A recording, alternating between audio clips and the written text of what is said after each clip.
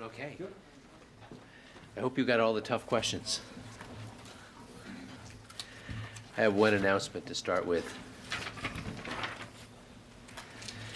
The Air Force announced today that it has awarded the Joint Primary Aircraft Training System contract to Beech Aircraft, a division of Raytheon Aircraft Company, after the GAO denied the last of two appeals. This is a $4 billion contract which calls for buying 711 training aircraft. That's 372 for the Air Force and 339 for the Navy. For more information, you should contact Gloria Gales at Air Force Public Affairs. Ken, can you tell us if there's a report available yet on what led to the death of Sergeant Dugan? It is not yet available. Any idea when it will be? No. Soon, I hope. Yes. In connection with China and its intentions as far as military exercises go, which Secretary Perry referred to this afternoon in his talk, is the Pentagon making any plans or considering any changes in the disposition of its forces in the Pacific to address this? No, we're not. He said it's something we're watching with concern. We don't anticipate any military action there. Yes, Todd? Is the Secretary planning a return visit to China this year? Not currently, no. On the same line of questioning, are there any further planned visits of U.S. ships to Chinese ports? As you know, there was a ship in Shanghai, and I'm not aware that there are further planned visits. We can check on that. Jamie? Isn't it in the U.S. strategic interest to defend Taiwan if it were to be attacked by China? And don't you have to be careful about China miscalculating U.S. resolve to assist Taiwan in the event of a threat? We're always worried about miscalculations when there seem to be military buildups or exercises that perhaps could be misinterpreted. I think the Secretary spoke very clearly about our adherence to the Taiwan Relations Act earlier today and stated that what our policy was, and I can't go beyond that.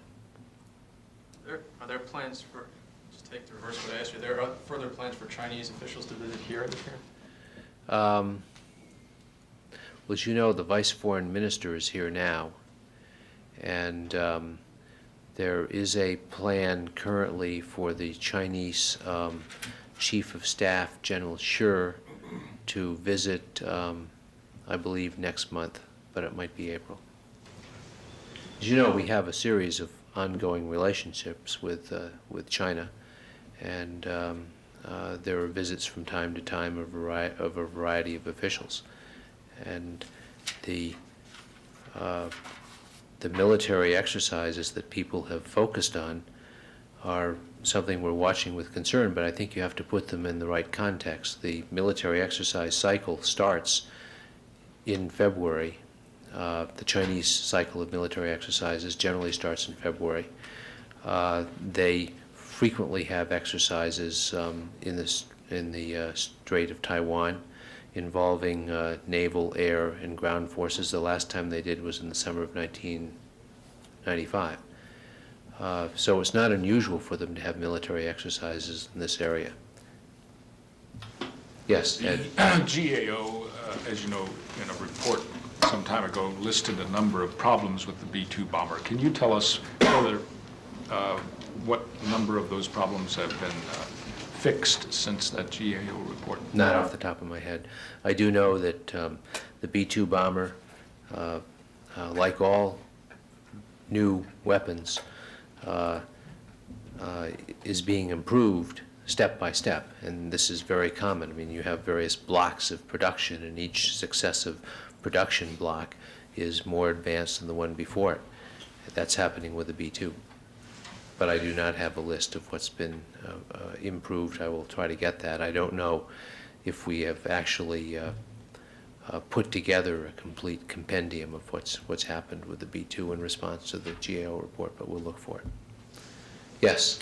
On Iraq, can you clarify a little bit more Secretary Perry's statement on Iraq today about discussion with the Jordanian regarding the acceleration to demise the Iraqi regime? No. He said all we want to say on that. It was perfectly clear. If I can follow up on something, he mentioned other programs with other countries. What other programs or other discussions? We've said all we want to say. Thanks for the opportunity to comment further, though. Yes. Yes, sir. Since it was stated by a second Secretary of State, Mr. Richard Holbrooke, that during the recent crisis into the Aegean Sea around the EMEA island, IMIA, that the Pentagon monitored the situation with all kinds of forces. We would like to know, what time did you monitor the second Turkish military invasion against a Greek island? Number two, when did you pass this information to Mr. Holbrooke, who was negotiating all day long on the highest level, including President Clinton? Have you been advised to do something to prevent the second invasion, and did you inform Greece, your ally? Those are all good questions for the State Department because they involve Ambassador Holbrooke. And he was the person who was in the middle of the negotiations. As you know, President Clinton and other officials were very actively involved in this, but I think that you should take those questions to the State Department because they involve when information went to him.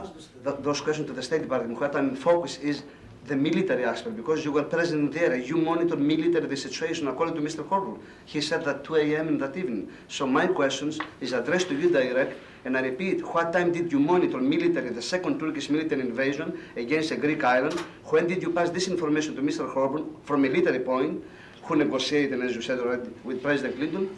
Have you been advised to do anything to prevent, and did you pass this information to Greece? I want to stress again, I refer you to the State Department.